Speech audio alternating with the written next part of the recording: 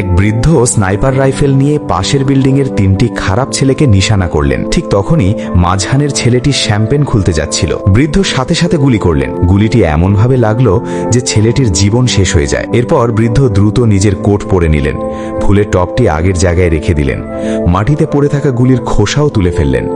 সব কাজ এমনভাবে করলেন যেন কিছুই হয়নি। তারপর শান্তভাবে নিচে নেমে এলেন। নিচে গিয়ে অন্যদের সাথে বসে রইলেন। কিছুক্ষণ পর অ্যাম্বুলেন্স এলো। আহত ছেলেটিকে দ্রুত হাসপাতালে নেওয়া হলো, কিন্তু সে সারা জীবনের জন্য অক্ষম হয়ে গেল। এই শাস্তি সে নিজের কাজের কারণেই পেয়েছিল। কিছুদিন আগে বৃদ্ধের নাতনি বাসায় ফিরছিল। হঠাৎ 3টি খারাপ ছেলে তাকে দেখে ফেলে। তারা মেয়েটিকে বলে, আমাদের জন্মদিন চলছে, একটু ওপরে এসে গান গাও। মেয়েটি প্রথমে যেতে চায়নি, কিন্তু ছেলেগুলো অনেক অনুরোধ করতে থাকে। তাদের একজন আবার মেয়েটির পরিচিত ছিল, তাই সে ভয় পায়নি। সে তাদের সঙ্গে ওপরে চলে যায়। মেয়েটি গান গাওয়ার সময় এক ছেলে চুপচাপ তার পানীয়তে কিছু মিশিয়ে দেয়। আশেপাশের সবাই তাকে পানীয় খেতে বলে। মেয়েটিও কিছু না ভেবে খেয়ে ফেলে। কিছুক্ষণ পর তার মাথা ঘুরতে শুরু করে। সে খুব দুর্বল অনুভব করছিল। প্রথমে সে ভেবেছিল হয়তো পানীয়র নেশা বেশি হয়েছে, তাই সে বিষয়টি বুঝতে পারেনি। কিন্তু যখন সে বাসায় যেতে চাইল, তখন 3টি ছেলে তাকে ঘিরে ধরল। তারা মেয়েটির সঙ্গে জোর করে খারাপ আচরণ শুরু করল। তখন সে বুঝতে পারল সে বড় বিপদে পড়েছে, কিন্তু তখন আর কিছু করার ছিল না। রাত হওয়ার পর ছেলেগুলো তাকে যেতে দেয়। যাওয়ার সময় তারা অপমান করে তার হাতে $15 ধরিয়ে দেয়। মেয়েটি কাঁদতে কাঁদতে নিচে নেমে এলো, তারপর টাকাগুলো রাস্তায় ফেলে দিল। বাড়ি ফিরে মেয়েটি খুব কান্না করছিল। তারপর দাদুকে সব কথা খুলে বলল। সব কথা শোনার পর দাদু খুব রেগে গেলেন। তিনি নাতনিকে ঘরে নিয়ে গেলেন। তারপর একটা কুড়াল হাতে নিলেন। তিনি সেই ছেলেগুলোর কাছে যেতে চেয়েছিলেন। ঠিক তখন পাশের বাসার এক প্রতিবেশী তাকে থামালো। লোকটি একজন পুলিশ ছিল। সব ঘটনা শোনার পর সে বৃদ্ধকে শান্ত থাকতে বলল। সে জানালো পুলিশ এখনই ওই ছেলেগুলোকে ধরতে যাবে। কিছুক্ষণ পর অনেক পুলিশ সেখানে চলে এলো।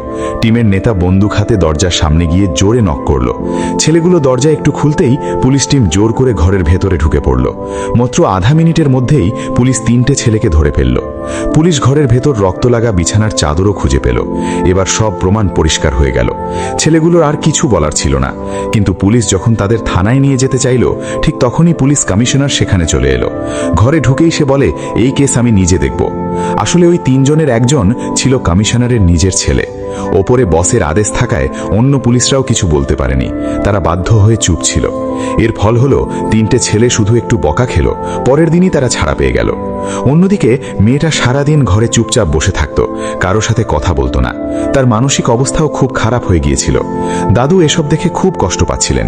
কিছুদিন পর আদালত থেকে খবর এলো ছেলেগুলোর পরিবার এই ঘটনা মিটমাট করতে চায়।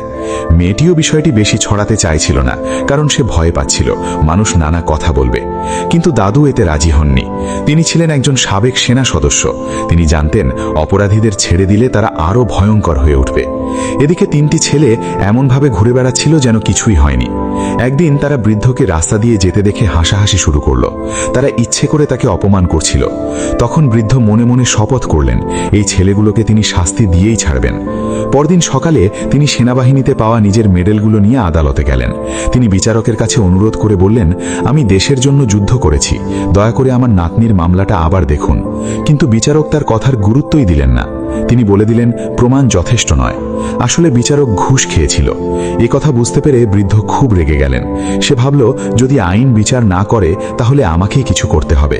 তখন সে সিদ্ধান্ত নিল ওই 3 জনকে নিজের হাতে শাস্তি দেবে। আদালত থেকে বের হয়েই সে গ্রামের পুরনো বাড়িটা বিক্রি করে দিল, কারণ সে সেই টাকা দিয়ে শক্তিশালী একটা বন্দুক কিনতে চাচ্ছিল। নাতনির জন্য বিচার পেতে বৃদ্ধ একটা কোদাল কাঁধে নিয়ে ট্রেনে চড়ে। আসলে কোদালটা ছিল শুধু লোক দেখানোর জন্য, যাতে কেউ সন্দেহ না করে। সে একটা কালো বাজারে গেল।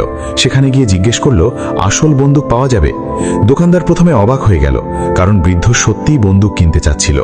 পরে বুঝতে পারে বৃদ্ধ মজা করছে না, তাই সে বৃদ্ধকে নিজের বসের কাছে নিয়ে গেল।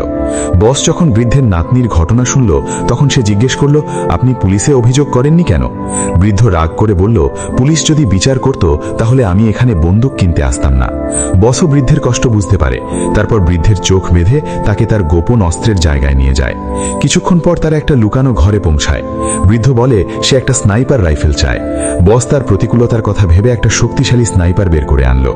বন্দুকটা দেখেই বৃদ্ধ চমকে যায়, কারণ সেনাবাহিনীতে থাকাকালীন সে এই ধরনের বন্দুক ব্যবহার করেছিল।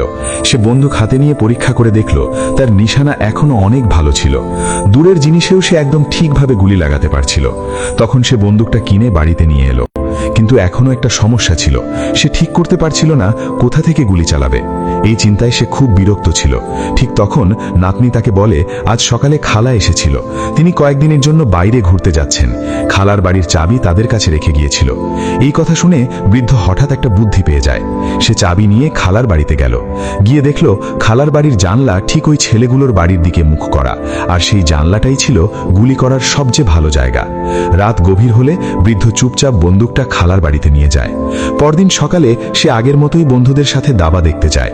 ঠিক তখন সে দেখে ওই খারাপ ছেলেগুলো আবার পার্টি করছে। সুযোগ বুঝে বৃদ্ধ চুপচাপ খালার বাড়িতে ঢুকে পড়ে। সে জানলার পাশে টেবিলের ওপর স্নাইপার বন্দুক রাখে।